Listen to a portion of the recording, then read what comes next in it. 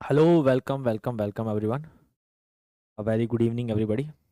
So let's start the lecture number 3 of hydraulic turbines, जहाँ पे हमने अभी तक टरबाइन के एक बेसिक्स को समझा कि बेसिक्स ऑफ हाइड्रोलिक मशीन क्या है। उसके बाद हम लोगों ने समझा दैट इज कि जो बेसिक पैरामीटर्स होते हैं टरबाइन की एफिशिएंसीज पावर्स वो क्या क्या होती हैं। और उसके बाद नेक्स्ट हम लोगों ने समझा कि क्लासिफिकेशन ऑफ टरबाइन क्या है, किस तरह के टरबाइन क्लासीफाई होते हैं। तो अब हम आते हैं अपने फर्स्ट टरबाइन पे, that is called Pelton turbine, जिसको हम बात करते हैं that is called the impulse turbine. तो सबसे पहले हम आते हैं अपने फर्स्ट टरबाइन पे, that is called impulse turbine. काफी इंपॉर्टेंट है बच्चों, बहुत क्वेश्चन इस इम्पल्स टरबाइन से बनते हैं, तो एक एक चीज को ध्यान से समझिएगा। हम बात कर रहे हैं हाइड्रोलिक टरबाइन की, और हाइड्रोलिक टरबाइन का सबसे पहला इफेक्ट जो हमें देखने को मिलता है वो इम्पल्स ही है। इम्पल्स इफेक्ट मतलब हो जाता है कि आपका कोई भी हाइड्रोलिक टरबाइन है उसमें इम्पल्स हमने बताया था बच्चों, that is change in momentum is called impulse. बताया था। Good evening Saurabh. ठीक है, हमने बताया था कि आपका इम्पल्स टरबाइन का मतलब क्या है। इफेक्ट ऑफ इम्पल्स मतलब turbine run on impulse of water on turbine blade. Turbine के ब्लेड पे वाटर का क्या इम्पल्स पड़ता है उसके इफेक्ट से टरबाइन चलता है। That means that means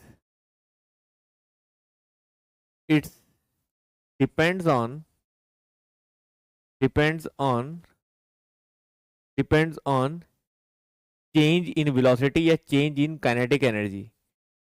change in velocity of flow. जो वाटर की वेलोसिटी है, वेलोसिटी ऑफ फ्लो बोलो या वेलोसिटी ऑफ वाटर बोल देते सीधा सीधा, कहीं कंफ्यूजन ना हो। वेलोसिटी ऑफ वाटर, जो वाटर की वेलोसिटी है उस पे बेसिकली डिपेंड करेगा हमारा, क्योंकि इम्पल्स पे बोला है, और इम्पल्स को हमने बच्चों पहले पढ़ा था। ठीक है ना, इम्पल्स को हमने पहले पढ़ा था। ठीक है, वो क्या था, दैट इज इम्पल्स। हमने जो बताया था बच्चों वो है आपका change in momentum. Change in momentum है ना, इम्पल्स जो हमने बताया था that is called change in momentum. तो change in momentum we all know that क्या होता है, mv1 - v2 है ना, ये होता है। m मास फ्लो रेट तो कॉमन रहेगा, अभी मैं फ्लो रेट नहीं लिखता, इम्पल्स लिख रहा हूँ, तो सिर्फ अभी सिर्फ मास लिख रहा हूँ। ठीक है, एंड वी नो दैट कि अगर मैं मास कॉमन रख रहा हूं तो that will B v1 - v2। ठीक है ना, तो इसलिए हम बोल रहे हैं कि इम्पल्स जो है वो मेनली क्या है, इम्पल्स चेंज इन वेलोसिटी ही तो है। ठीक है ना, इसलिए चेंज इन वेलोसिटी पे ही ये टरबाइन बेसिकली डिपेंड कर रहा है। Good evening Satish, Shatrughan, clear है। प्लीज बच्चों आप अपना बैच का नाम भी जरूर लिखें जिससे आप क्वेश्चन पूछ रहे हैं, क्योंकि ये 2-3 बैच में, मल्टीपल बैचेस में ये क्लास जो है वो चल रही है। तो अगर आप, तो ज़्यादा अच्छा मैं आपको बता पाऊंगा कि इसमें क्या चीज़ है, क्या चीज़ डलनी है, क्या नहीं डलनी है। ठीक है, चलिए, तो यहाँ पे मैं क्या बोल रहा हूँ आपको, इम्पल्स जो है आपका that is mv1 - v2, that is the. और वी नो दैट कि अगर ये इम्पल्स है तो फोर्स जो होगा, फोर्स ऑन ब्लेड क्या होगा। तो वी ऑल नो दैट कि फोर्स जो ब्लेड पे लगेगा दैट वे भी इम्पल्स पर सेकंड होता है बच्चों, हमने पढ़ा था impulse by time, impulse per unit time. तो पर यूनिट टाइम में हम m की जगह बस m डॉट लगा देते हैं, the formula will be m dot v1 - v2 पर सेकंड हो जाता है ना, वो kg पर सेकंड फ्लो। ठीक है ना, that will be the m dot v1 - v2। तो बेसिकली इसी चीज पे बच्चों डिपेंड कर रहा है आपका ये पूरा फंडा, क्लियर है ना, बेसिकली इसी चीज पे डिपेंड कर रहा है। तो इम्पल्स टरबाइन इसीलिए हम बोलते हैं impulse turbine is based on kinetic energy only. Impulse turbine is based on kinetic energy only, based on kinetic energy only. इसीलिए सिर्फ और सिर्फ काइनेटिक एनर्जी पे ही डिपेंड हमारा करता है इम्पल्स, मतलब पानी कितना तेजी से ब्लेड पे जाकर टकराएगा उतना ही ज्यादा बढ़िया आपका इम्पल्स टरबाइन चलेगा। ठीक है, तो इसका मतलब काइनेटिक एनर्जी मतलब high velocity required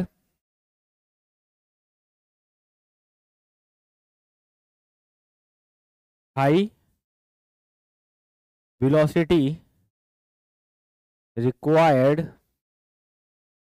at inlet of turbine.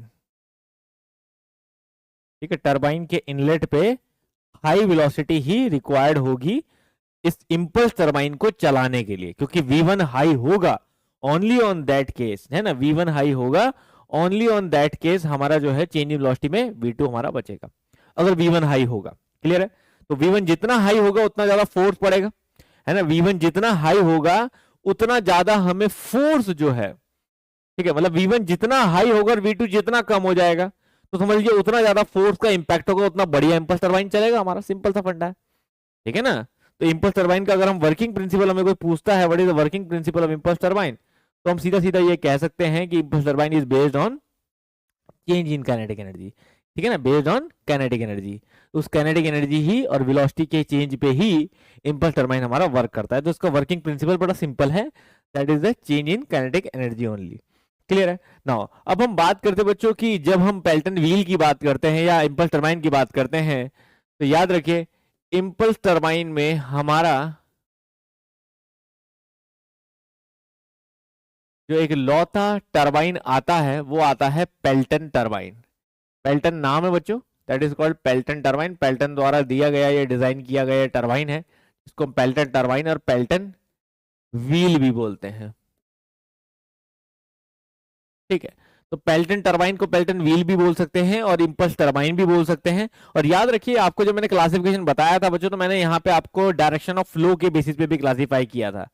तो याद रखिए इंपल्स टरबाइन की जब हम बात करते हैं तो इंपल्स टरबाइन और पेल्टन टरबाइन जो है वो एक काइनेटिक एनर्जी बेस्ड टरबाइन है, जो हमेशा याद रखिए जब हम ये बोल रहे हैं कि वेलोसिटी हाई चाहिए, ठीक है, वेलोसिटी हाई चाहिए एट इनलेट, ध्यान से समझिएगा, वेलोसिटी हाई चाहिए एट इनलेट। मैं इसको ऐसे लिख देता हूं शुरू से कि वी नो दैट कि फोर्स ज्यादा होने के लिए काइनेटिक एनर्जी जो है, काइनेटिक एनर्जी का चेंज जो है वो भी ज्यादा होना चाहिए, और ये ज्यादा होने के लिए हमारे पास वेलोसिटी एट इनलेट भी ज्यादा होना चाहिए, और वेलोसिटी एट इनलेट ज्यादा होने के लिए हमारे पास हाइट, जिस हाइट से पानी आ रहा है नेट हेड, वो भी ज्यादा होना चाहिए। तो इसका मतलब high force, high impulse force अगर हमें चाहिए, इसका मतलब समझिए, अगर हमें हाई इंपल्स फोर्स चाहिए, required high change in kinetic energy, ठीक है ना। और high change in kinetic energy means high velocity at inlet, और हाई वेलोसिटी एट इनलेट कब मिलेगा हमें? जब पानी कहीं दूर हाइट से गिरेगा, मतलब जब हाइट जो है हाई हेड अवेलेबल होगा, ठीक है, नेट हेड बोल दूं इसे मैं, लॉसेस हटा के, हाई नेट हेड अवेलेबल, ठीक है ना। तो जितना ज्यादा ऊंचाई से, इसीलिए हम पेल्टन टरबाइन को सिंपल बोल देते हैं कि हाई हेड टरबाइन है, ठीक है ना, तो हाई हेड वो है ही।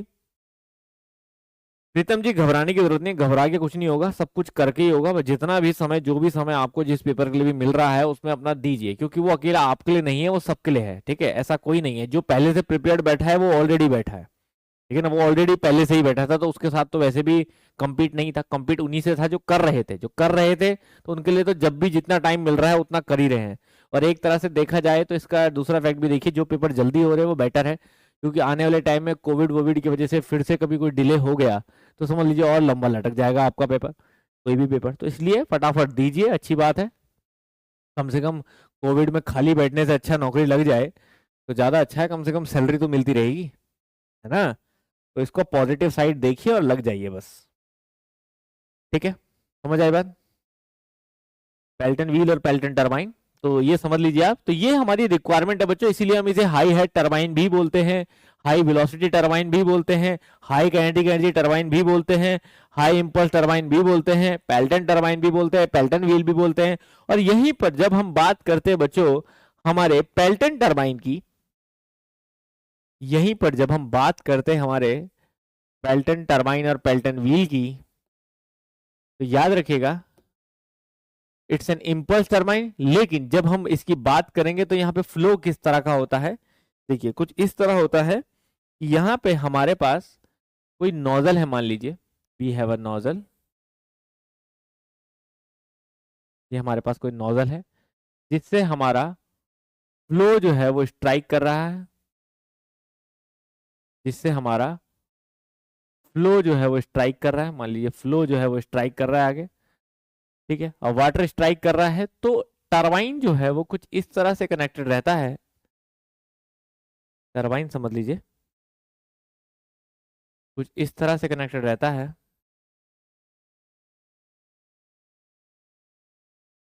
ठीक है, कि ब्लेड जो है सामने इस तरह से इस पे पड़ता है। तो ऐसे में अगर आप देखोगे कि ब्लेड इसका सामने ऐसे इसमें अटैच है, ठीक है ना, ब्लेड इसका सामने जो है वो ऐसे इसमें मान लीजिए अटैच है इस तरह से, तो ऐसे में अगर आप फ्लो देखोगे बच्चों तो सेंटर से इसका फ्लो जो है वो एक तरह से टेंजेंट हो जाता है, जैसे हमने उस टाइम पे भी समझाया था। तो that's why we called it as a tangential flow turbine, हम इसे एक और नाम से जानते हैं, दैट इज कॉल्ड टेंजेंशियल। ठीक है, तो ये मत सोचिएगा इतने सारे नाम है सर कैसे याद करें, आप अगर समझते जाओगे तो अपने आप समझ में आ जाएगा। आपको कोई पूछेगा कि टेंजेंशियल फ्लो टरबाइन कौन सा है, तो आप आराम से कह सकते हैं कि भैया टेंजेंट तो एक ही में जा रहा है व्हील के, ठीक है ना, तो याद रखिएगा jet is tangent to the wheel, tangent to the wheel, jet जो है आपका वो व्हील के टेंजेंट है ना, व्हील के टेंजेंट जा रहा है, jet is tangent to the wheel, ठीक है। तो जेट जब टेंजेंट है व्हील के तो ऑटोमेटिकली इसको हम टेंजेंशियल फ्लो बोलेंगे, और कोई टरबाइन ऐसा है नहीं, क्लियर है ना, समझ आ रही बात, समझ आ रही बात। तो इसीलिए इसको टेंजेंशियल फ्लो टरबाइन भी हम लोग बोलते हैं। अब आपको अभी करते हैं रंजीत, रंजीत हमेशा एक कदम आगे रहता है, अच्छी बात भी है, खैर मजा आता है मुझे, ठीक है ना, जो बच्चा एक्टिव होता है वो हमेशा ही बेटर लगता है, ठीक है, ठीक है। और यहाँ पे एक बात आप और लिख दीजिएगा पीछे ही इम्पल्स टरबाइन के केस में, ठीक है, इम्पल्स टरबाइन के केस में एक बात और लिख दीजिएगा, ठीक है ना, working principle of impulse turbine is based on Newton's second law,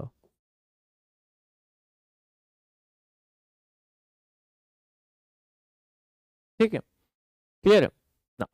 अब देखिए अब बात आती है यहाँ पे,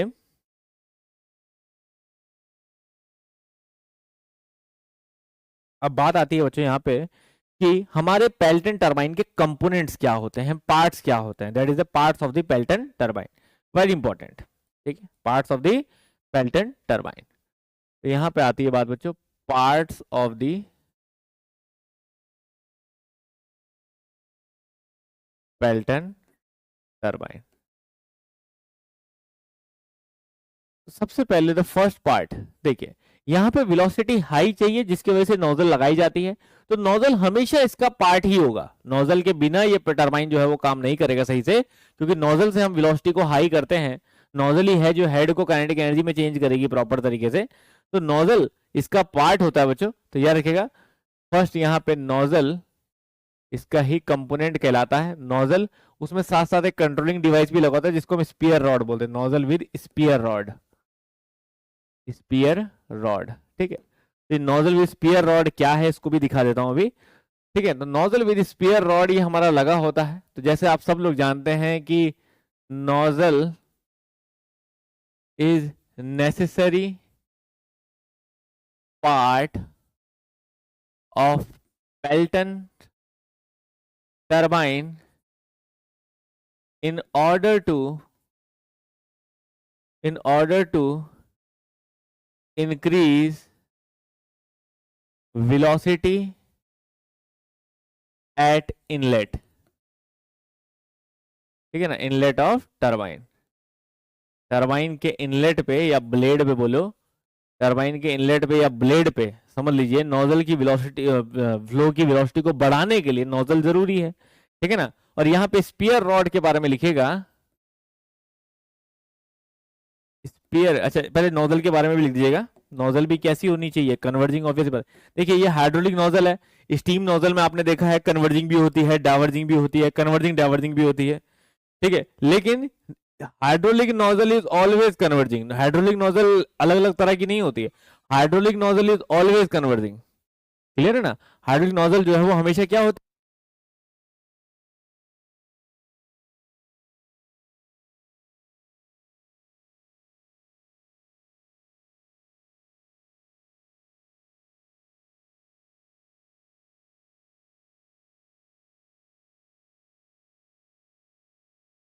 ठीक है बच्चों। और दरवाजा बंद करा था ना।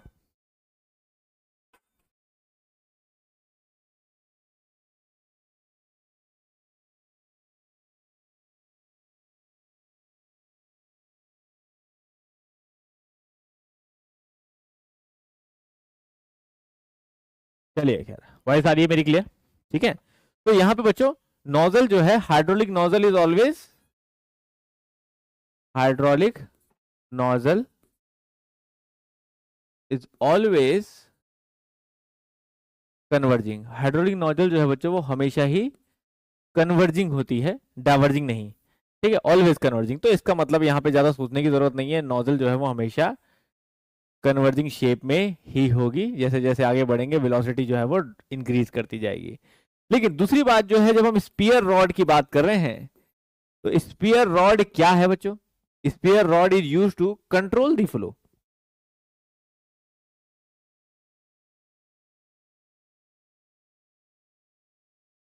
जिसका बच्चों आगे आने वाला पेपर है अभी 10-12 दिन के अंदर, वो सारा टेक्निकल में फोकस करो।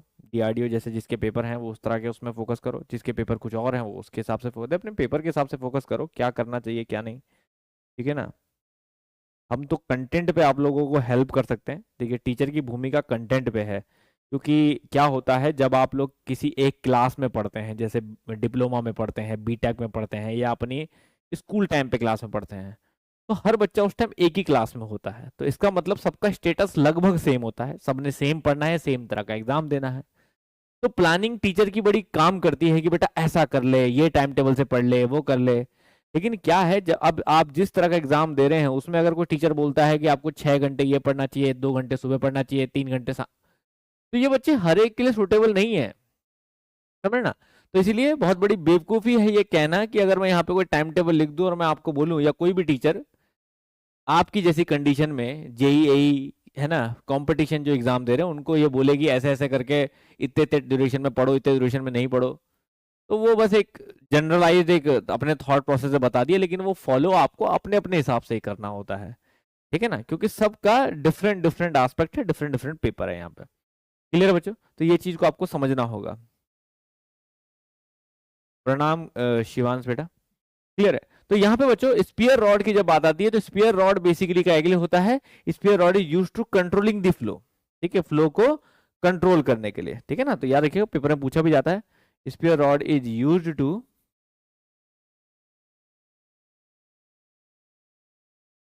कंट्रोल दी फ्लो, ठीक है। स्पीयर रॉड जो है वो फ्लो को कंट्रोल करने के लिए यहाँ पे लगाई जाती है, कंट्रोल दी फ्लो। समझ में आई बच्चों बात, क्लियर है, फ्लो को कंट्रोल करने के लिए। तो यहाँ पे फ्लो को कैसे कंट्रोल करती है वो आपको समझना होगा। कि मान लीजिए यहाँ पे कोई नोजल लगी है, मान लीजिए यहाँ पे कोई नोजल लगी है,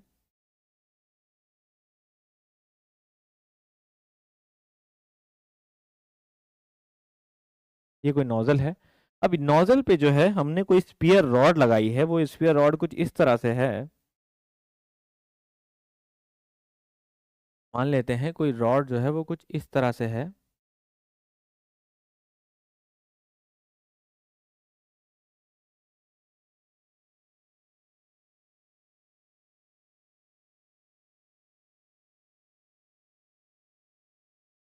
इस तरह से, ठीक है।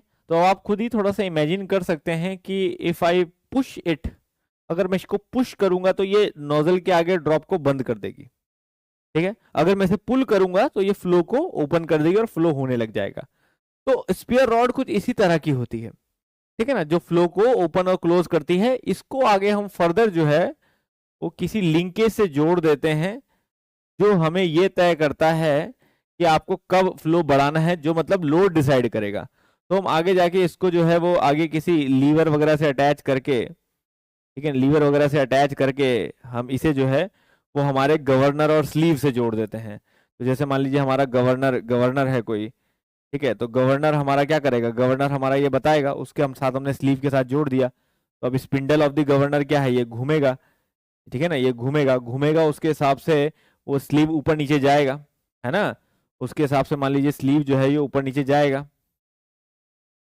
तो यहाँ पे गवर्नर हमारा घूम रहा है, तो उस गवर्नर के साथ जो है लोड के हिसाब से स्पीड कम ज्यादा हो रही है। मान लीजिए लोड टरबाइन पे बढ़ रहा है, स्पीड कम हो गई, स्पीड कम हो गई, लीवर इधर खिसका, ठीक है ना, स्पिंडल इधर खिसका, स्पिंडल खिसका, उसने लीवर को खिसकाया, लीवर को खिसकाया, उसने स्पीयर रॉड को खिसकाया और फ्लो ज्यादा हो गया, फ्लो ज्यादा हो गया, वापस नॉर्मल हो गई स्पीड, समझ रहे ना, इस तरह से, ठीक है ना, इस तरह से। तो नोजल विद स्पीयर रॉड का फंक्शन जो है वो यही है।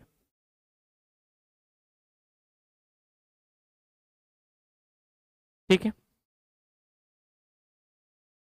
समझ में आया बच्चों, क्लियर है। ठीक है, तो सेकंड हमारा कंपोनेंट आता है बच्चों, ये फर्स्ट कंपोनेंट की हमने बात करी थी, सेकंड कंपोनेंट हमारा आता है रनर, रनर विद बकेट्स। अब देखिए यहाँ पे भी समझना बड़ा इंपॉर्टेंट है, यहाँ पे भी एक क्वेश्चन आता है, रनर क्या होता है बच्चों। ठीक है, runner is rotating wheel, rotating wheel connected with output shaft, जो शाफ्ट हमारी आउटपुट देगी उसके साथ कनेक्टेड रहेगा हमारा rotating wheel, on which all blades are connected, are blades are attached along its periphery, along its periphery। ठीक है, वो क्या कह रहा है कि रनर जो है वो एक इस तरह का रोटेटिंग व्हील है, ठीक है, जो हमारी आउटपुट शाफ्ट के साथ कनेक्टेड रहेगा, है ना, मतलब जो यहाँ से ये घूमेगा तो हमारी आउटपुट शाफ्ट घूमेगी और वो जनरेटर को चलाएगी, है ना, इस तरह से। तो ये हमारी आउटपुट शाफ्ट के साथ जो है वो हमारा कनेक्टेड रहता है, उसको हम रोटर भी बोलते हैं और रनर भी बोलते हैं। ठीक है, और इसके पेरीफेरी पे, इसके पेरीफेरी पे जो है वो इस तरह की बकेट्स जो है वो अटैच होंगी। ठीक है, तो इस तरह की बकेट जो है वो अटैच होंगे, अभी प्रॉपर बकेट्स के ऊपर भी डिजाइन बता दूंगा मैं। तो इस तरह की बकेट जो है वो अटैच है बच्चों, ऐसे पूरी पेरीफेरी में इस तरह की डिफरेंट डिफरेंट बकेट जो है वो अटैच हैं। ठीक है, ठीक है, तो वाटर स्ट्राइक कर रहा है इन बकेट्स पे, नोजल के थ्रू वाटर जो है वो स्ट्राइक कर रहा है इन बकेट्स पे। तो जैसे ही वाटर जो है स्ट्राइक कर रहा है इन बकेट्स पे, तो जाके जो है ये बकेट्स धक्के से, इंपल्स से मूव कर रही हैं, ठीक है ना, नोजल के थ्रू यहाँ से बकेट पे स्ट्राइक। तो ये है कुछ इस तरह की फंक्शनैलिटी है इस रोटर की। ठीक है, अब बकेट्स के बारे में बात करते हैं। सर स्पीयर की वजह से मैनोमेट्रिक हेड पर कोई फर्क पड़ता है क्या? ये मैनोमेट्रिक हेड की बात कहाँ से आ गई मेरे बच्चे? मैनोमेट्रिक हेड तो टरबाइन में होता ही नहीं है। मैनोमेट्रिक हेड बच्चों होता है पंप में, क्लियर है, मैनोमेट्रिक हेड जैसा टरबाइन में कुछ होता ही नहीं है, मैनोमेट्रिक हेड टर्म ही पंप के लिए है। समझ आ रही बात? ठीक है, ठीक है, अब होता क्या है देखिए, बकेट्स की जब हम बात करते हैं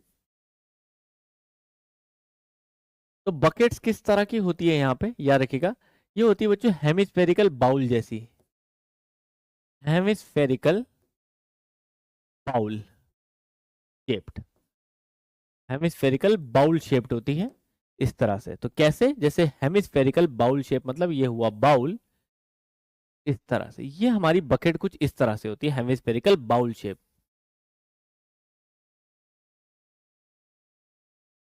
ऐसा हेमिस्फेरिकल बाउल शेप। और बीच में इसके होता है एक स्प्लिटर, बीच में इसके लगा होता है एक स्प्लिटर, देखिए बीच में इसके एक स्प्लिटर लगा होगा, तो ये मैं लिख देता हूं स्प्लिटर।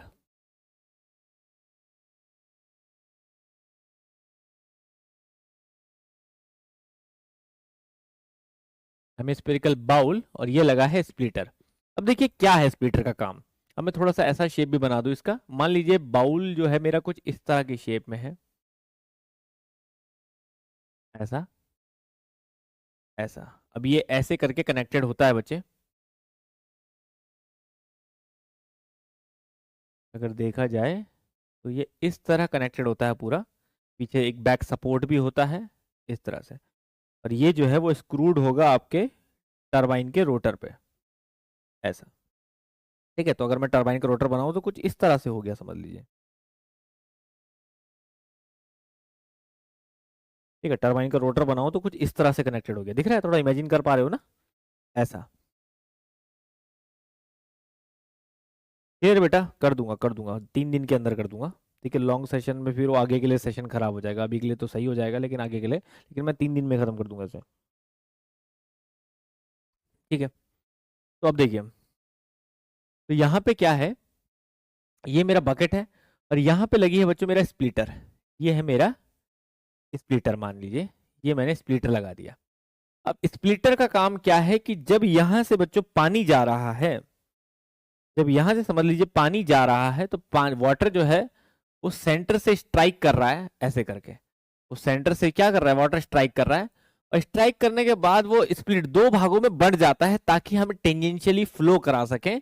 वो 2 भागों में बढ़ जाता है ताकि स्मूथ फ्लो होके यहां से ऐसे और वहां से ऐसे बाहर आ सके। समझ रहे हैं आप?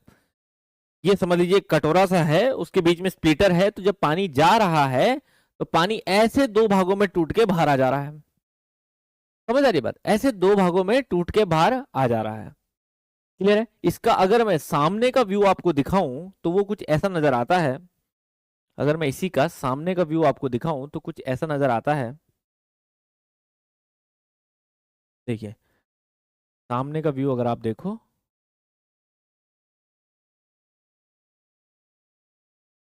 तो कुछ ऐसा नजर आता है बच्चों। बकेट ब्लेड जो है वो कुछ ऐसा नजर आता है।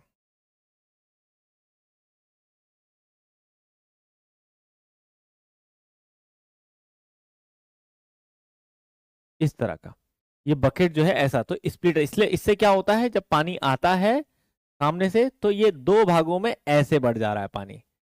यहां से जब पानी आ रहा है तो आधा पानी इधर और आधा पानी इधर चला जा रहा है, ऐसे।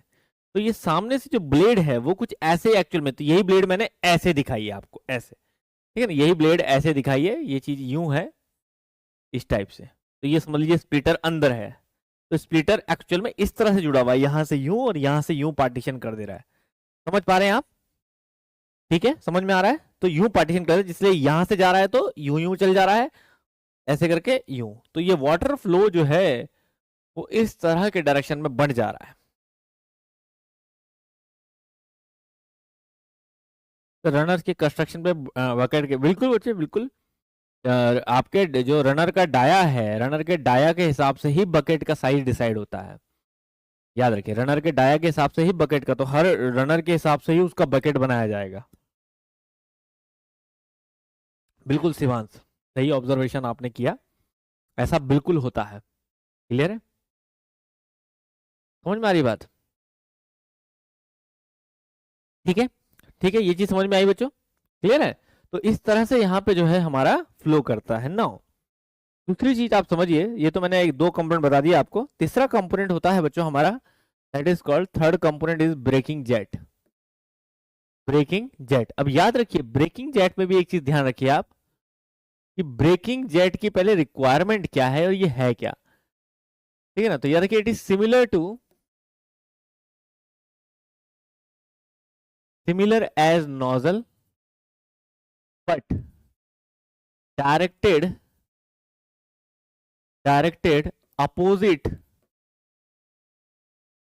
opposite the motion of runner. Runner के अपोजिट लगी होती है ये। जैसे नोजल रनर की तरफ लगी है कि जाके टकराए और घूमे, ये उसके अपोजिट लगी होती है। ठीक है ना, ये उसके अपोजिट लगी होती है, ठीक है, ताकि अपोजिट डायरेक्शन में उसे रोकने के लिए, ब्रेकिंग इसलिए बोल रहे हैं। तो मतलब ये कुछ इस तरह हुई कि मान लीजिए हमारे पास कोई टरबाइन है, कोई रनर है इस तरह से, ठीक है, बहुत अच्छी शेप नहीं बन रही मुझसे, थोड़ा शेप का सहारा ले लेते हैं।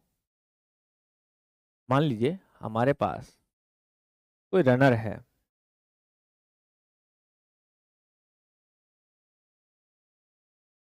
ठीक है, हमारे पास कोई रनर है, उस रनर में मान लेते हैं कि हमारा जो है वो ब्लेड लगी हुई है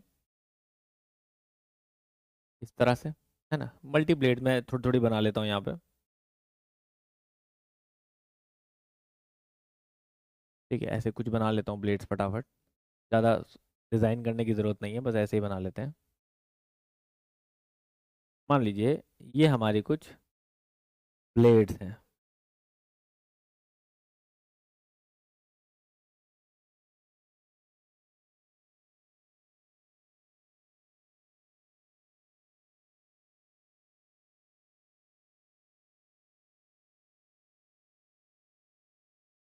ठीक है, ये हमारी मान लीजिए कुछ ब्लेड्स हैं, ठीक है, ये थोड़ी उल्टी बना दी मैंने एक,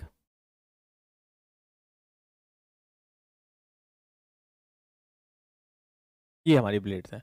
अब हमारा क्या है कि मान लीजिए मैंने नोजल लगाई है, ये नोजल लगाई है, नोजल जो है वो सामने से इस तरह से स्ट्राइक कर रही है कि वाटर जो है वो इस पे स्ट्राइक हो रहा है और जो ब्लेड रनर है जो घूम रहा है, ठीक है। लेकिन क्या है कि ऐसे हम मल्टी नोजल भी लगा लेते हैं कई बार, एक नोजल यहाँ लगाइए तो एक नोजल कहीं और से भी एंट्री करा सकते हैं, एक नोजल हम यहाँ भी लगा सकते हैं, यार देखिए नोजल मल्टीपल भी लगती हैं, ठीक है, तो हम नोजल जो है वो यहाँ से भी लगा सकते हैं ताकि एंट्री हम यहाँ से भी करा सके, यहाँ से स्ट्राइक करके, तो दिस इज कॉल्ड नोजल। तो ये हमने नोजल लगाई है बच्चों मोशन कराने के लिए, लेकिन कभी कभी हमें इसे रोकना भी होता है, तो हम इसके अपोजिट सेम नोजल टाइप में ही डिजाइन में सेम नोजल ही लगा रहे हैं, लेकिन this is called braking jet, this is called braking jet, क्योंकि ये जब स्ट्राइक करेगा यहाँ बैक साइड में तो it's only for to stop this, है ना, ये लगेगा हमारा स्टॉप करने के लिए, नंबर ऑफ ब्लेड्स की भी बात करेंगे बच्चों, उसका ही फॉर्मूला है, ठीक है ना, ये लगेगा हमारा स्टॉप करने के लिए। तो ब्रेकिंग जेट का मेनली फंक्शन क्या है, ठीक है ना, braking jet is mainly used for stopping the turbine, stopping the turbine or runner for fast stoppage, और फास्ट स्टॉपेज, क्योंकि टरबाइन इतना तेजी से घूम रहा है कि अगर हम उसे सिर्फ ऑफ कर देंगे और बोलेंगे कि चलो अपने आप धीरे धीरे रुक जाएगा, आपने घरों में अपने पंखा भी देखा होगा, अगर पंखा भी चल रहा है आपका और आप एकदम स्टॉप करते हो तो एकदम तो नहीं रुकता है, थोड़ा थोड़ा देर घूमते घूमते घूमते घूमते 1.5-2 मिनट वो भी लेता है। अब सोचिए वो तो इतने कम आरपीएम पे चल रहा है, टरबाइन इतने हाई आरपीएम पे चल रहा है और उसे ऑफ करने के बाद भी वो इतना तेज घूमता रहेगा, तो दैट इज डिफिकल्ट पार्ट, उसमें कई सारी कंडीशन आती है, वर्लिंग होने का चांस रहता है, क्रिटिकल स्पीड पे आने का चांस रहता है, तो ऐसे में जरूरी होता है कि जिस तरह टरबाइन को क्विक स्टार्ट किया जाता है वैसे ही क्विक स्टॉप भी करना जरूरी है, ठीक है ना। तो उस क्विक स्टॉप को करने के लिए टरबाइन को जो है ब्रेकिंग जेट्स का यूज लेना पड़ता है, ठीक है ना, तो जिसकी वजह से हम लोग इसे यहाँ पे ऐसे यूज करते हैं, ठीक है, समझ में आई बच्चों बात, ठीक है। फोर्थ हमारा पार्ट बच्चों याद रखिए, फोर्थ इसका पार्ट होता नहीं है वैसे, केसिंग, ठीक है ना, तो यहाँ पे मैं लिख दे रहा हूँ, तो इसमें साफ लिख भी दे रहा हूँ, जनरली केसिंग इज, केसिंग मतलब cover, not the part of Pelton turbine, Pelton turbine क्यों, because casing don't play any role on its working ठीक है। केसिंग जो है वो हम जनरली टरबाइन का पार्ट नहीं लेते हैं इम्पल्स टरबाइन का। क्यों?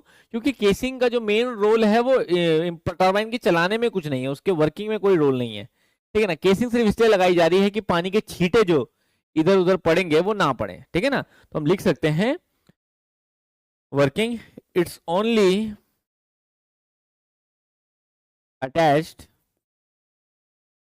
To avoid splashing of water. ठीक है। तो सिर्फ वाटर की स्प्लैशिंग को रोकने के लिए हम केसिंग का यूज करते हैं। तो मान लीजिए कहीं पर ऐसा रोटर लगा है, कहीं पर ऐसा रोटर लगा है, छोटा सा ऐसे बना के दिखा देता हूँ। ठीक है, देखेंगे वो अपने पैरेलल टरबाइन बहुत जगह ये रोटर लगा है। तो केसिंग जो है वो बस इस तरह का एक कैप होगी, ठीक है ना, जो ऐसे अटैच होगी ताकि आप इसको ढक दें। ठीक है ना। टरबाइन जो है आपका कवर उसमें चल जाए आराम से, ताकि स्प्लैशिंग पानी की इधर उधर ना हो। ठीक है ना। तो that is a simple casing to avoid splashing. Clear है? समझ में आई बच्चों बात? तो ये है बेसिक कंपोनेंट्स आपके पेल्टन टरबाइन के। नाउ अब इंपॉर्टेंट पार्ट आ जाता है बच्चों। ठीक है। और इसको याद रखिएगा, हमने इसकी ब्लेड के डिजाइन को बच्चों यहाँ पे हो सकता है आपको पिछले कहीं पेपरों में कंफ्यूजन हो जाए। हमने इसको हेमिस्फेरिकल बाउल लिखा था ना, तो हेमिस्फेरिकल है, लेकिन ये जो इस तरह लगा होता है तो ये दो हेमिस्फेयर बनाता है ऐसे ऐसे, इसको डबल हेमिस्फेरिकल बाउल बोलते हैं फिर। तो अगर आपसे कभी पूछा जाता है कि पेल्टन टरबाइन में क्या लगा है, ठीक है ना, ठीक है, तो आपको पूछा जा सकता है कि बताइए ऑप्शन में हेमिस्फेरिकल ब्लेड लगा है कि डबल हेमिस्फेरिकल, तो डबल हेमिस्फेरिकल ब्लेड को टिक करिएगा। ठीक है ना। ऐसा क्वेश्चन आया तो नहीं है बट आ सकता है, अगर ये आता है तो ध्यान रखिएगा, it is double hemispherical blade. Clear है? नाउ अब आते हैं बच्चों इसके मेन पार्ट पे, दैट इज वेलोसिटी ट्रायंगल का पार्ट, कि कैसे ये एक्चुअल में फ्लो कर रहा है। ध्यान से देखिएगा। अब आपने चैप्टर 1 देखा होगा, उसमें वेलोसिटी ट्रायंगल को समझा होगा आपने। तो मैं यहाँ पे आपको बताता हूँ, देयर इज अ नोजल। मान लीजिए ये आपकी नोजल है। ठीक है। नोजल से हमारा जेट जो है वो फ्लो कर रहा है इस तरह से, जेट जो है वो फ्लो कर रहा है इस तरह से। और there is a turbine blade, यहाँ पे टरबाइन कोई ब्लेड है, ठीक है, जो किस तरह से लगी हुई है, जैसा हमने अभी थोड़ी देर पहले लगाई थी। इस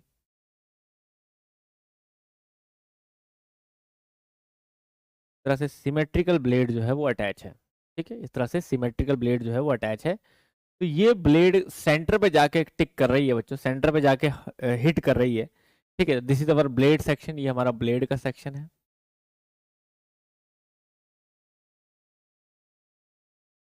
ठीक है। तो अब ये देखिए, ये हमारा ब्लेड का सेक्शन है। तो यहाँ से जो है आपका टरबाइन को इस डायरेक्शन में धकेला जा रहा है, ब्लेड को ना, टरबाइन की ब्लेड को इस डायरेक्शन में धकेला जा रहा है। और यहाँ से आपकी ब्लेड जो है वेलोसिटी, यहाँ तक आपकी ये इनलेट वेलोसिटी है। अब देखिए हमने सेंटर से स्ट्रेट भेजा है बच्चों, तो हमने भेजा है v1 जेट वेलोसिटी v1 से। तो यहाँ से यहाँ तक की वेलोसिटी क्या कहलाती है? That is called v1। That is called v1। अब आपको याद होगा बच्चों कि v1 क्या थी हमारी? v1 is the velocity of jet eight inlet. v1 is the velocity of jet eight inlet. Inlet पे जेट की वेलोसिटी क्या है? v1 है। ठीक है, समझ आ रही बात? अब देखिए हमने वेलोसिटी ट्रायंगल बच्चों पढ़े हुए हैं, तो हमने देखा है v1 यहाँ पे वेलोसिटी है, तो इसका मतलब अल्फा एंगल क्या होगा? Alpha angle that is zero. Alpha is the jet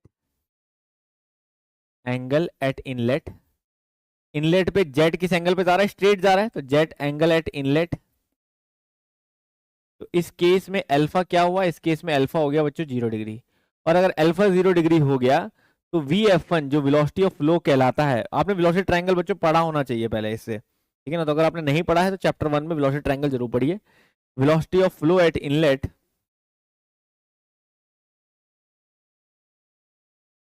velocity of flow eight inlet, ठीक है ना, तो that is we F one जो है इस केस में यहाँ पे 0 होगा।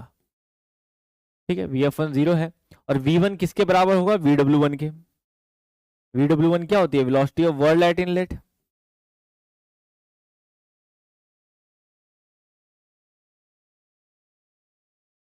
ये बहुत आसानी से बच्चों समझ में आ जाएगा अगर आपने पहले से थोड़ा सा वेलोसिटी ट्रायंगल को प्रॉपर पढ़ा होगा, तो इसलिए फर्स्ट चैप्टर जरूर पढ़ना पहले।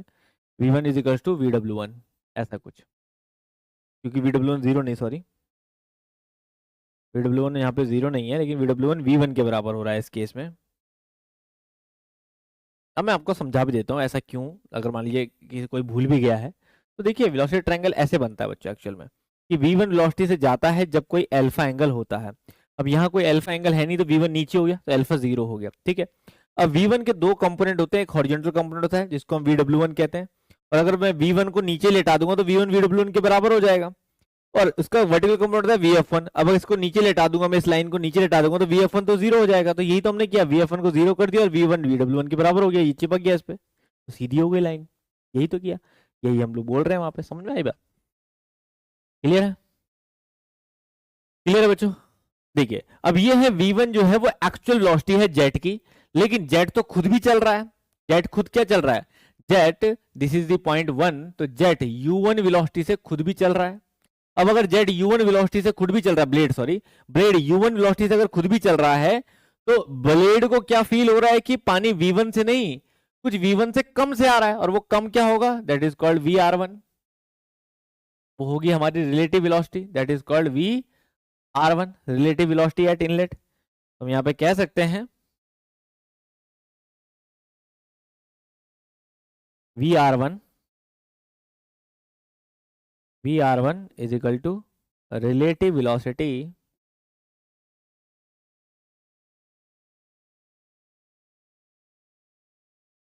एट इनलेट, ठीक है ना। VR1 is equal to relative velocity at inlet. समझ में आए बच्चों? क्लियर है? ऑल चैट्स का ऑप्शन नहीं है, कैसा बच्चे? ऑल चैट्स मतलब, ठीक है, इतनी बात सबके समझ में आ रही है? क्लियर है? ठीक है। और याद रखिए यहाँ पे U1 जो है वो ब्लेड वेलोसिटी है, जिससे ब्लेड चल रहा है, ब्लेड वेलोसिटी एट इनलेट, अब जैसे कि आपका ब्लेड सिमेट्रिक ब्लेड है, जैसे कि ब्लेड सिमेट्रिक है, तो जो आपका ब्लेड वेलोसिटी होगी वो यहाँ भी वही है और यहाँ भी वही है। मतलब जो U1 यहाँ पे है ब्लेड की वेलोसिटी U1, वही U2 भी है, ठीक है ना। तो जिसकी वजह से हम ये कह सकते हैं, ठीक है, due to symmetric blade, due to symmetric blade U1 is equal to क्या है? U2 के बराबर है, ये पाई डी एन बाय 60 के बराबर है, और जिसमें D जो है वो डाया ऑफ द रनर के बराबर है। D जो है वो डाया ऑफ द रनर के बराबर है, मीन डाया मान लेते हैं, ठीक है। समझ में आई बात?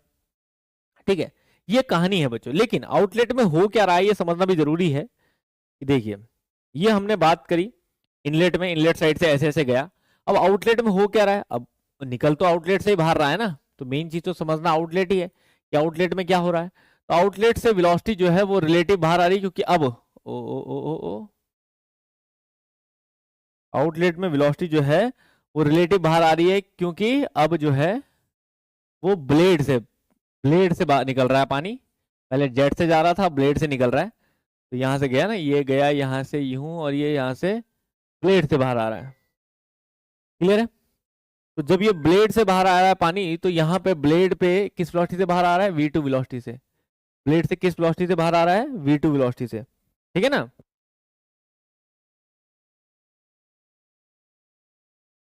क्लियर है? समझ में आई बच्चों बात? ठीक है, तो V2 वेलोसिटी से आ रहा है, तो ये एंगल बनाएगा कुछ ब्लेड, कितना एंगल बनाएगा? जितना ब्लेड का एंगल होगा।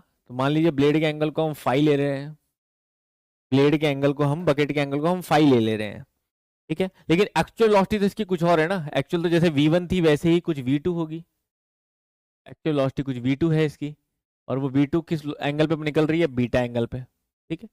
तो समझ लीजिए जैसे हमने अल्फा एंगल बोला था, वैसे ही हम बोल देते हैं यहाँ पे, that is VR2 is equal to relative velocity at outlet,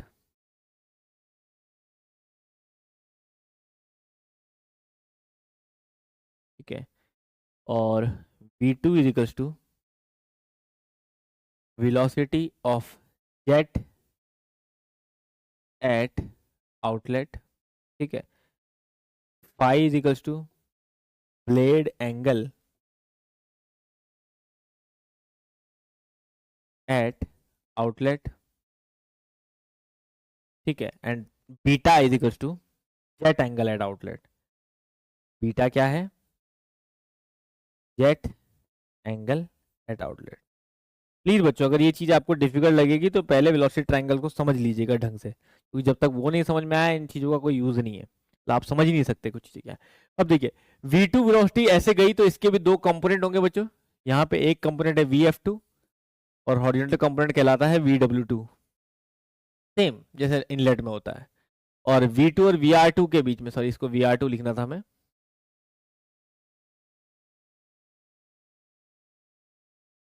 v2 और vr2 के बीच में, रिलेटिव वेलोसिटी के बीच में क्या वेलोसिटी होती है भाई? u2, सिंपल, ठीक है। अब ये है, देखिए अब यहाँ पे ध्यान से समझिए बच्चों, ये हमारे पास पूरा ट्राइंगल और सब कुछ कंपोनेंट वगैरह है। अब कैलकुलेशन पे आ जाते हैं थोड़ा सा, कि हम रनर पावर अभी हमने लिखनी सीखी थी बेसिक्स में, कि रनर पावर को हम क्या लिखेंगे। तो टरबाइन के लिए रनर पावर लिखनी बताई थी बच्चों आपको ऑलरेडी, कि क्या होता है फॉर्मूला। रनर पावर को हम वर्क डन पर सेकेंड भी बोलते हैं, वर्क डन पर सेकेंड। तो क्या फॉर्मूला था? m dot VW1U1, m dot VW1U1 plus minus VW2U2। अब मैंने कहा था आपको कि जनरली हमारा यहाँ पे बीटा एंगल लेस देन 90 रहेगा तो हम प्लस लेंगे। बीटा जो है वो हमारा लेस देन 90 होगा, पंप में जाके ही होगा नेगेटिव, तो वहां नेगेटिव लेंगे, तो हम ऑलवेज जो है यहाँ पे प्लस का यूज करेंगे, ठीक है। और दूसरी चीज U1 जो है वो U2 इजिकल टू U के बराबर है टरबाइन के लिए, ठीक है। तो हम यहाँ पे क्या लिख सकते हैं? We can write runner power for Pelton wheel, Pelton wheel के लिए रनर पावर क्या होगी? That will be m dot VW1 plus VW2 into u, ठीक है ना, VW1 plus VW2 into u. और किलो वाट में लिखोगे तो डिवाइड बाय 1000 कर देना है बस, ठीक है ना। किलो वाट में लिखोगे तो डिवाइड बाय 1000 कर देना बस, ठीक है। जो छोटी छोटी बेसिक सी बातें बच्चों समझते रहो, ठीक है। तो अगर मैं किलो वाट में लिखूंगा तो डिवाइड बाय 1000 कर दूंगा, लेकिन अभी फिलहाल ये समझ लो ये वाट में है, ठीक है। अब दूसरी चीज है कि अगर कहीं पर लिखा जाता है रनर पावर पर, runner power per unit weight, per unit weight पर सेकेंड, पर सेकेंड, तो क्या हो जाएगा? अब देखो वेट पर सेकेंड के केस में क्या हो जाता है? ये हो जाता है वर्क डन पर second divide by weight of water पर सेकेंड। तो देखिए फॉर्मूला क्या बन जाता है? m dot VW1 plus VW2 into you, ये तो ऐसे रहेगा, ठीक है, डिवाइड बाय वेट पर सेकेंड। वेट क्या होता है? m डॉट g, तो m डॉट से m डॉट कट जाता है बच्चों, ये बन जाता है 1/g VW1 plus VW2 into U, ऐसा, ठीक है ना। तो ये फॉर्मूला भी जो हमें देखने को मिल जाता है, ठीक है। नाउ अब इंपॉर्टेंट क्या है, ध्यान से समझ लीजिए, इंपॉर्टेंट क्या है वो ध्यान से समझना जरूरी है। कि यहाँ पे देखिए बच्चों, हम यहाँ पे बात कर रहे हैं, ये है हमारी runner power, runner power per unit weight, simple, ठीक है। Runner power per unit weight, दोनों में पर सेकंड था, तो runner power per unit weight. तो देखिए इस फॉर्मूले का सबसे बड़ा यूज क्या है, कि जब हमें पूछी जाती है एफिशिएंसी, तो मैंने लिखना सिखाया था ना एफिशिएंसी, देखो जब हमें पूछी जाती है efficiency, efficiency of Pelton turbine, किसी पेल्टन टरबाइन की पीटी जहां लिखूंगा पेल्टन टरबाइन समझिएगा, एफिशिएंसी पूछ जाती है, कौन सी एफिशिएंसी? Hydraulic efficiency. अगर मैं पूछता हूं आपको हाइड्रोलिक एफिशिएंसी, तो आपको याद होगा फर्स्ट लेक्चर में बताया था, hydraulic efficiency is equal to eta h is equal to, क्या होता है? आउटपुट है रनर पावर और इनपुट है वाटर पावर। तो आउटपुट आपने देख लिया, आउटपुट आपने देख लिया क्या है? m डॉट, ठीक है, m dot VW1 plus V W two into U upon water power क्या है m डॉट जी एच, ऐसा देखा था m डॉट जी एच, या काइनेटिक एनर्जी की फॉर्म में भी लिख सकते हो बच्चों वाटर पावर को, कोई दिक्कत नहीं है। वाटर पावर को इस फॉर्म में भी लिख सकते हो आप और काइनेटिक एनर्जी की फॉर्म में भी, ठीक है। तो याद रखिएगा वाटर पावर को आप इसमें लिखना चाहते हो तो इसमें लिखो, नहीं तो काइनेटिक एनर्जी पर सेकंड की फॉर्म में भी लिख सकते हो, ठीक है ना। मतलब पोटेंशियल एनर्जी पर सेकंड की फॉर्म में लिख लो या काइनेटिक एनर्जी पर सेकंड की फॉर्म में लिख लो, फर्क नहीं पड़ता। काइनेटिक एनर्जी की फॉर्म में लिखोगे तो half m dot v one square, और इसको लिखोगे तो m डॉट जी एच ऐसे लिखोगे। अब आपकी मर्जी है कि आप हेड की फॉर्म में लिखना चाहते हो, ये v है r नहीं है।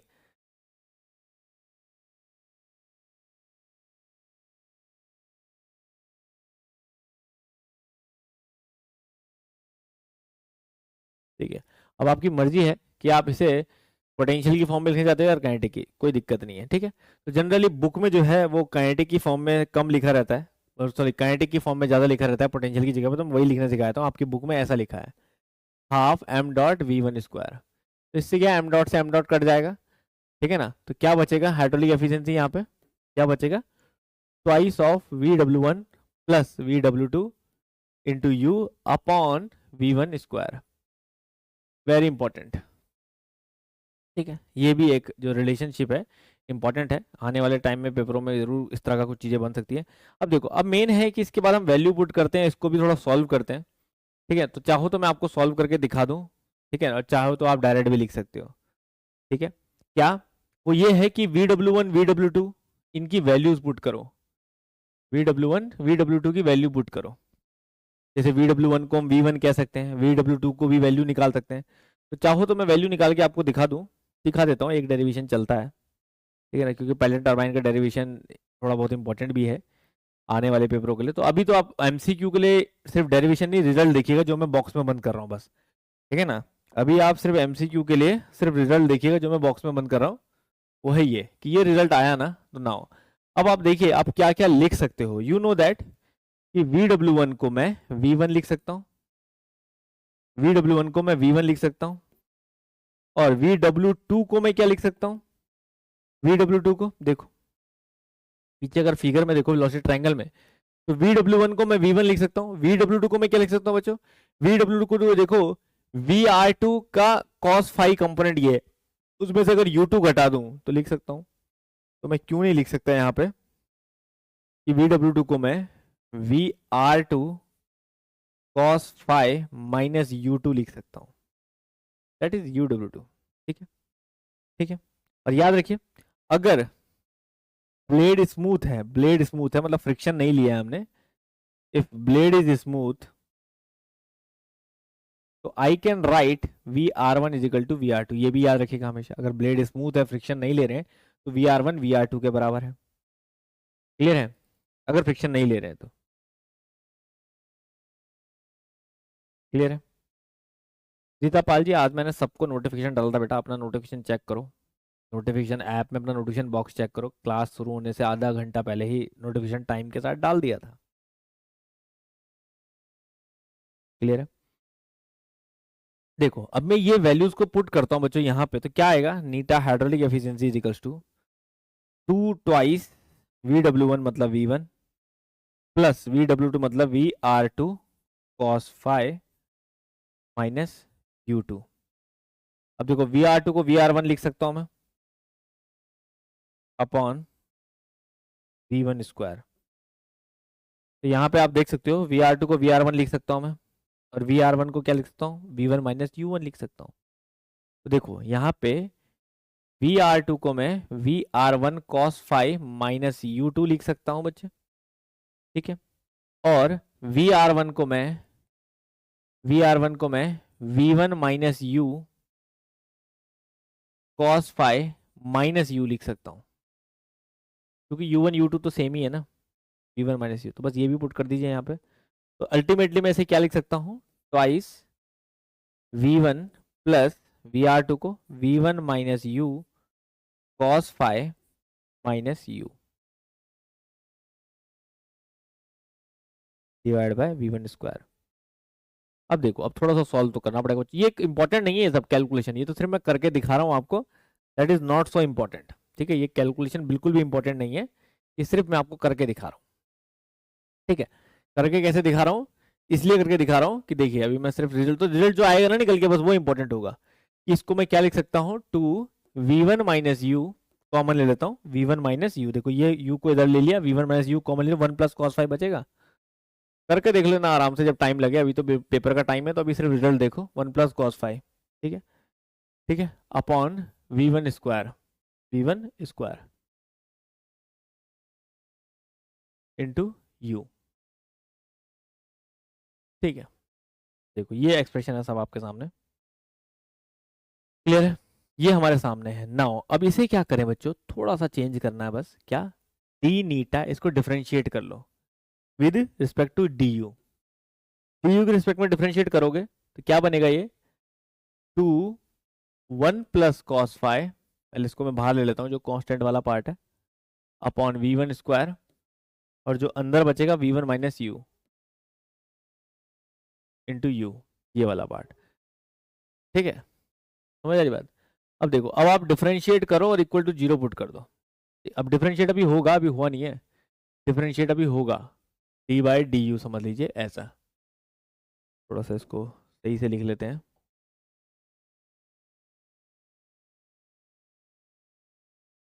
ठीक है, ये कैलकुलेशन समझने की कोई ज़रूरत नहीं बच्चों, आप चाहो तो जब टाइम लगेगा तब करके देख लीजिएगा। अभी सिर्फ इम्पोर्टेंट ये है कि कैसे रिजल्ट निकल रहा है, ये आप समझ लें बस।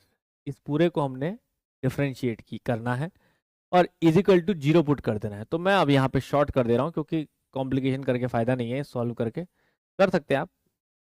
डिफरेंशिएट करें, इक्वल टू 0 पुट करें। जब ये इक्वल टू 0 पुट करोगे ना बच्चों, तो इस पूरे एक्सप्रेशन को सॉल्व करोगे जब, क्या आएगा, तो समथिंग जो भी है डिफरेंशिएट होने के बाद, बहुत ही सिंपल एक लाइन है डिफरेंशिएशन की, तो आता है v1 minus 2u is equal to 0। ये क्यों निकालते हैं, मैक्सिमम एफिशिएंसी कंडीशन निकालते हैं। v1 इजिकल टू 2u, ये आपने पेपर में बहुत देखी होगी, क्या, u is equal to v1 bye 2। ये क्या है, condition for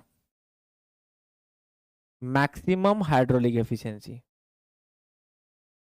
hydraulic efficiency maximum किस कंडीशन में आपको मिल सकती है, जब जब blade velocity is half of the jet velocity. या आप ये कह सकते हैं कि jet velocity is maximum twice of the blade velocity, ऐसा भी कह सकते हैं, ट्वाइस भी कह सकते हो, समझ रही बात। तो दिस इज द कंडीशन बच्चों जो आपको पेपर में पूछी जाती है। तो ये डेरिवेशन जो मेरा करने का मतलब था वो ये है, ठीक है ना, इस कंडीशन को सॉल्व करके, समझ आई बात। ठीक है, देख लो ना, सिंपल डेरिवेशन, ये सब हटा दो ना, ये तो ये जीरो हो जाना, डेरिवेशन में ऐसे ही बताया था, v1 minus U, v1 into you minus you square. तो डिफरेंशिएट करूंगा तो v1 u का u हट जाएगा, v1 बचेगा, v1 माइनस और u स्क्वायर का 2u बचेगा बस। तो v1 minus 2u is equal to 0, v1 is equal to u, simple है, कोई साइंस नहीं है ऐसी खतरनाक। ठीक है ना। अब दूसरी बात आती है कि ये कंडीशन पुट करो और मैक्सिमम एफिशिएंसी निकालो।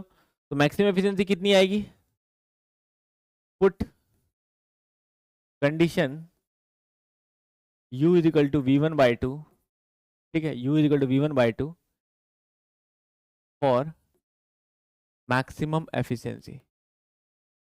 मैक्सिमम एफिशिएंसी के लिए इस कंडीशन को पुट करो और मैक्सिमम एफिशिएंसी निकालो, वो पेपर में बहुत पूछी जाती है बच्चों, बहुत ज़्यादा। ठीक है, तो आप पुट करोगे तो देखो नीटा एच इजिकल्स टू, सिंपल मैं करके दिखाता हूँ, 1 plus cos 5 divide by 2 v1 minus U, v1 minus U into U, ऐसा था बस। u is equal to v1 by 2 put कर दो बच्चों, देखो 1 प्लस कॉस 5 डिवाइड बाई 2, ठीक, सॉरी v1 स्क्वायर ना, v1 स्क्वायर,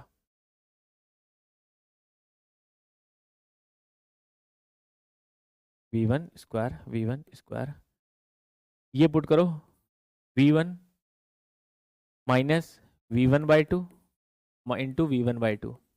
अब इसको सॉल्व करोगे बच्चों तो हाइड्रोलिक एफिशिएंसी क्या निकल के आएगी, 1 प्लस कॉस 5 बाय 2, सिंपल, वही मैक्सिमम एफिशिएंसी है, आपको पेपर में बहुत पूछी भी जाती है, ठीक है ना, that will B 1 plus cos 5/2, that is the maximum efficiency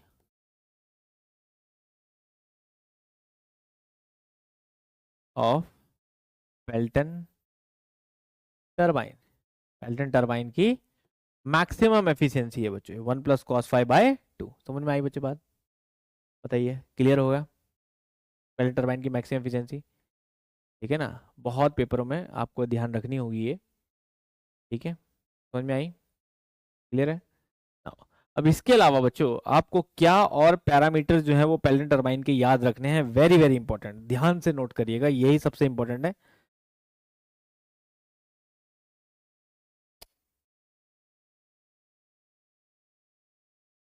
मैं यहाँ अलग से पेज में करता हूँ, इंपॉर्टेंट, यार क्या है ये,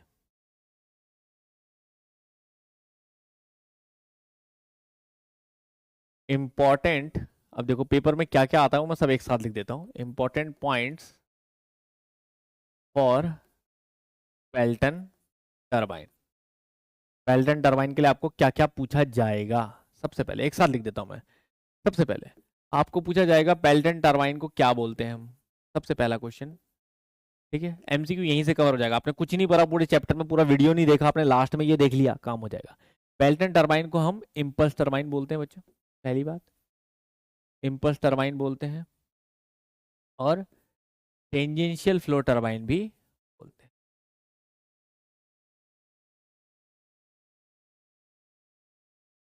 इसकी खास बात क्या है, इसमें डबल हेमिस्फेरिकल ब्लेड होती है, डबल हेमिस्फेरिकल ब्लेड होती है, जिसमें बीच में जो है विद स्प्लिटर लगा होता है, ठीक है। थर्ड थिंग, थर्ड थिंग, इसमें based on change in kinetic energy, change in kinetic energy, इसका मतलब वेलोसिटी चेंज होती है टरबाइन में, ठीक है ना, between inlet and outlet, blade के ऑफ ब्लेड, ब्लेड के इनलेट और आउटलेट में वेलोसिटी चेंज होती है, लेकिन pressure will remain constant, will remain क्या लिखना, सीधा कांस्टेंट लिख देते हैं, pressure remain constant, constant between inlet and outlet of blade, ठीक है, प्रेशर जो है वो आपका कांस्टेंट रहता है, ठीक है, और वो प्रेशर कितना रहता है, एटमॉस्फेरिक के ही बराबर, याद रखिए प्रेशर जो है इंपल्स टरबाइन में हमेशा एटमॉस्फेरिक के ही बराबर रहता है। दूसरा, यहाँ पे सिमेट्रिक ब्लेड होता है, सिमेट्रिक ब्लेड होता है बकेट, ठीक है, जो कि हमारा, जिसकी वजह से हमारा U1 is equal to U2 is equal to πdn/60 formula हम लोग यूज करते हैं, ठीक है। स्मूथ ब्लेड होता है, स्मूथ ब्लेड लेके चलते हैं, मान के चलते हैं कैलकुलेशन के लिए, जिसकी वजह से हम VR1 इजिकल टू VR2 लेके चलते हैं, ठीक है। जेट एंगल ब्लेड का इनलेट एंगल जो है वो अल्फा जो है वो 0 डिग्री होता है, और V1 जो है वो VW1 के बराबर होता है, बीटा जो है वो लेस देन 90 डिग्री होता है, जिसकी वजह से फॉर्मूला में प्लस आता है, आपको पता है, ठीक है। दूसरी इंपॉर्टेंट बात, ठीक है,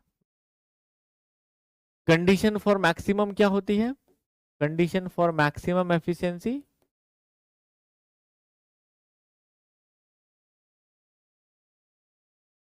U इजिकल टू V1/2 होती है, जिसकी वजह से मैक्सिमम एफिशिएंसी कितनी निकल के आती है, 1 प्लस कॉस 5/2 निकल के आती है।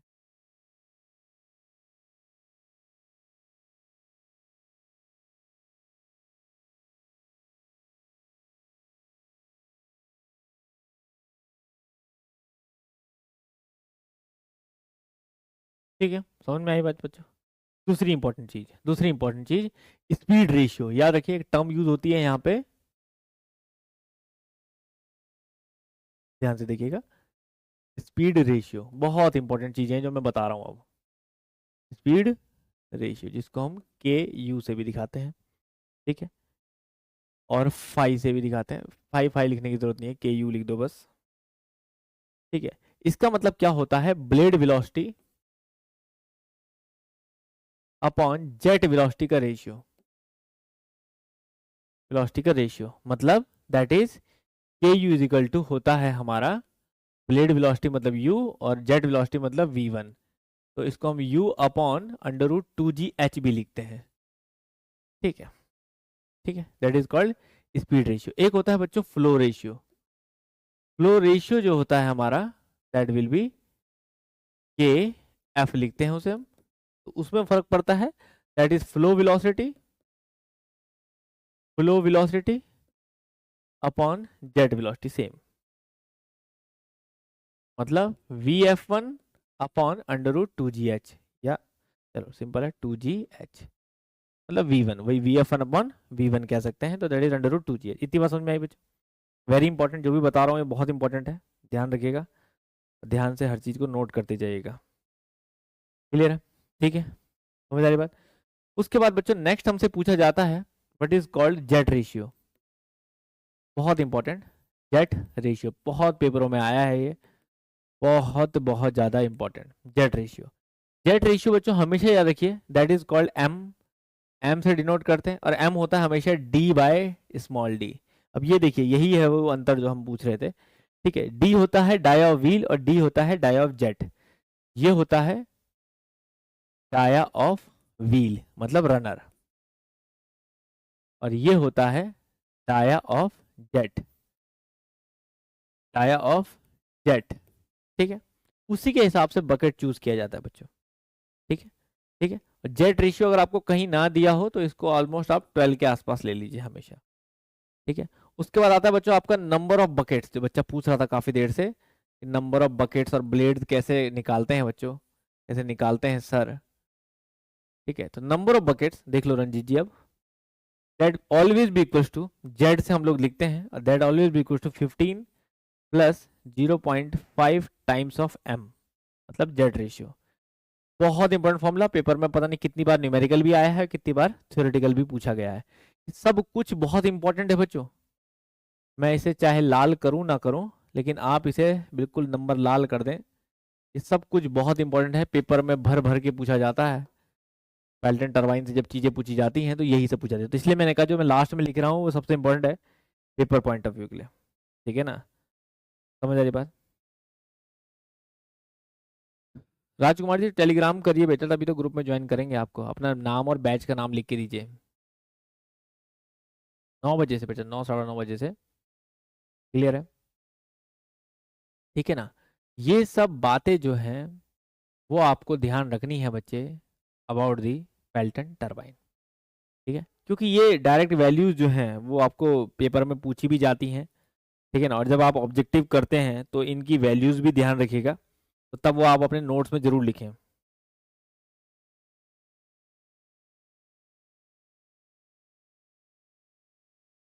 ठीक है ना।